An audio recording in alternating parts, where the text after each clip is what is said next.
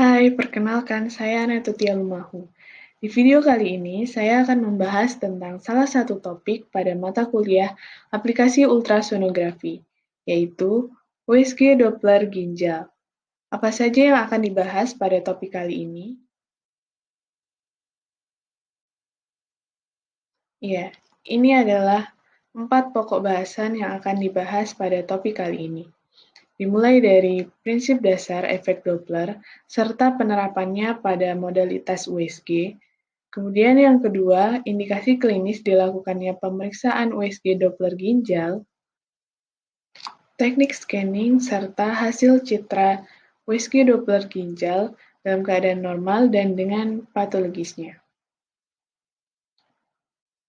Oke, langsung saja kita ke pokok pembahasan yang pertama. Seperti yang kita ketahui, efek Doppler merupakan suatu fenomena perubahan frekuensi pada gelombang suara akibat pergerakan dari sumber, penerima, ataupun reflektor suara. Nah, prinsip dasar dari penerapan efek Doppler pada USG yaitu seperti ini. Transducer berperan sebagai sumber dan penerima gelombang suara yang bersifat stasioner. Kemudian sel darah, terutama sel darah merah, sebagai reflektor yang bergerak. Sehingga perubahan frekuensi antara gelombang suara yang ditransmisikan dan yang diterima bergantung pada kecepatan aliran darah, arah aliran terhadap gelombang yang ditransmisikan, dan kecepatan gelombang suara. Pada USG Doppler ginjal memanfaatkan 3 mode Doppler, yaitu color Doppler, power Doppler, dan spectral Doppler. Color Doppler. Seperti yang sudah dijelaskan sebelumnya, bahwa sel darah merah merupakan reflektor yang bergerak, yang menyebabkan adanya perubahan frekuensi yang akan ditampilkan dengan warna yang berbeda. Perbedaan warna inilah yang memberikan informasi terkait arah aliran darah terhadap probe atau gelombang suara yang ditransmisikan.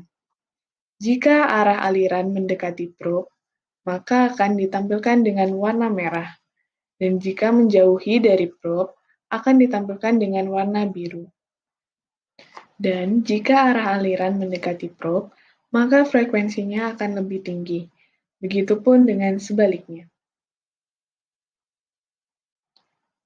Selanjutnya adalah power Doppler. Power Doppler mode ini sensitif terhadap aliran, sehingga intensitas warna yang ditampilkan bergantung pada kecepatan aliran darah, tanpa dipengaruhi oleh arah aliran. Dan yang ketiga, spectral Doppler. Mode ini mengambil sampel kecil dari citra color Doppler, area yang akan diukur, yang ditampilkan berupa spectral waveform. Grafik ini akan memberikan informasi tentang arah, kecepatan, dan percepatan. Pada grafik waveform tersebut, sumbu Y merepresentasikan kecepatan aliran, sedangkan sumbu X merupakan waktu. Bagaimana kita dapat mengetahui arah aliran berdasarkan grafik tersebut? Begini penjelasannya. Jika arah aliran mendekati sumber, perubahan frekuensi akan bernilai positif, sehingga akan membentuk kurva di atas sumbu X. Sedangkan jika arah aliran menjauh, maka akan bernilai negatif dan kurva berada di bawah sumbu X. Dari spektral Doppler, kita juga dapat mengetahui nilai resistive index dari renal. Nilai ini biasanya digunakan untuk menilai resistensi arteri intrarenal. Resistive index mengukur rasio dari PSV atau peak systolic velocity dan EDV atau end diastolic velocity dengan rumus yang sudah ditampilkan pada PPT di atas. Dan nilai RI normal kurang dari 0,7 atau berkisar pada 0,5 sampai 0,7. Selanjutnya kita masuk ke pokok pembahasan yang kedua, adalah indikasi klinis dari pemeriksaan USG Doppler ginjal. Yang pertama, renal insufficiency, kemudian renal artery stenosis, renal vein thrombosis, aneurysm, arteri venous fistulas, dan renal allograft. Renal allograft merupakan post-transplantasi ginjal. Dan untuk stenosis, trombosis, dan aneurysm akan ditampilkan menggunakan mode spectral Doppler dan color Doppler. Baik, pokok pembahasan yang selanjutnya adalah teknik scanning USG Doppler ginjal. Terdapat 3 faktor utama untuk teknik ini, mulai dari pasien melakukan puasa makan 6 jam sebelumnya, mengurangi bicara dan tidak mengunyah permen karet untuk mengurangi bau gas. Dan positioningnya, terdapat 2 positioning. Yang pertama, supine untuk transverse dan oblique section, dan yang kedua, lateral decubitus untuk coronal section. Modalitas yang digunakan adalah alat USG, curve linear probe, frekuensi yang digunakan 2,5 sampai 5 MHz, dan mode yang digunakan adalah B-mode untuk menentukan area scanning, kemudian dilanjutkan dengan color Doppler, power Doppler, dan spectral Doppler. Ini adalah teknik scanning dari USG Doppler ginjal. Yang pertama, oblique longitudinal. Posisi pasiennya supine, dan posisi probe diposisikan 45 derajat terhadap permukaan tubuh pasien. Yang kedua, transverse section. Posisi pasien tetap supine dan probe diletakkan di pertengahan processus xiphoideus dan umbilicus. Dan yang ketiga, coronal section. Posisi probe longitudinal terhadap ginjal. Ini tampilan dari masing-masing section pada mode color Doppler.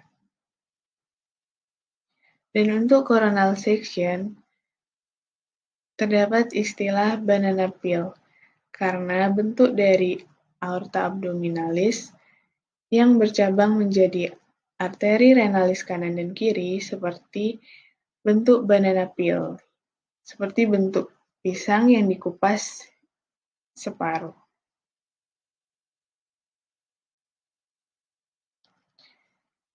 Inilah pokok pembahasan yang terakhir, yaitu hasil citra dari USG Doppler ginjal.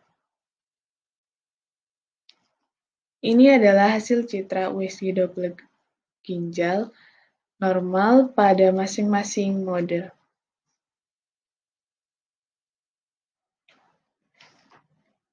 Gambar kiri merupakan mode power Doppler transverse section yang menampilkan aorta abdominalis serta arteri renalis kanan dan kiri.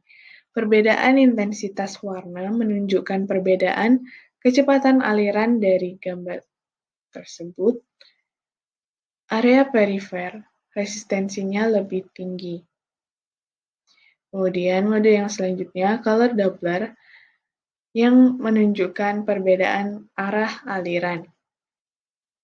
Yang dapat dilihat bahwa aorta abdominalis dan arteri renalis kanan berwarna merah yang menandakan bahwa arah aliran mendekati sumber.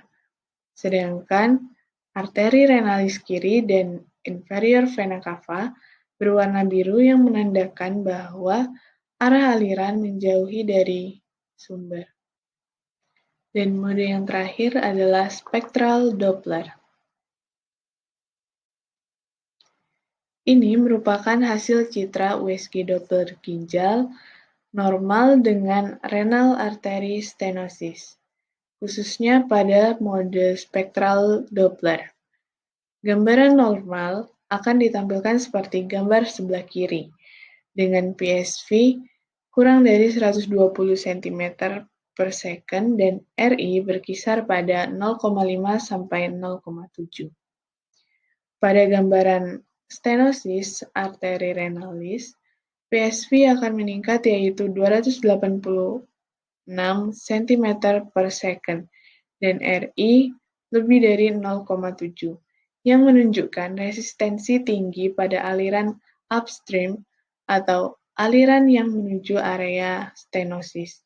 Sedangkan pada aliran downstream, terjadi fenomena tardus parvus, seperti grafik pada gambar kanan, yaitu aliran yang low resistance dan slow velocity. Ini diakibatkan oleh adanya turbulence flow dari stenosis.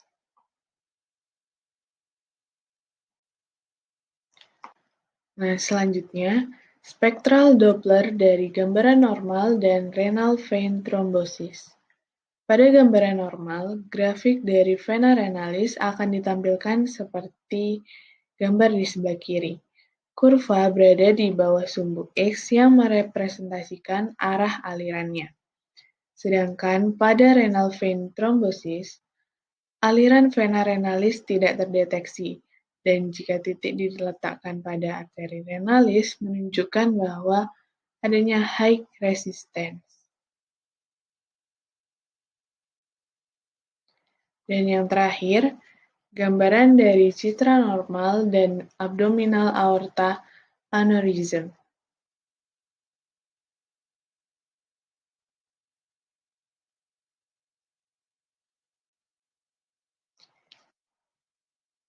Ya, ini merupakan daftar pustaka materi yang saya bahas pada topik USG Doppler ginjal.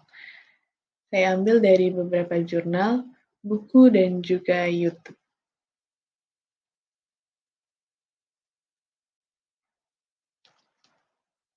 Ya, terima kasih. Semoga materi yang saya bahas ini dapat bermanfaat untuk kita semua.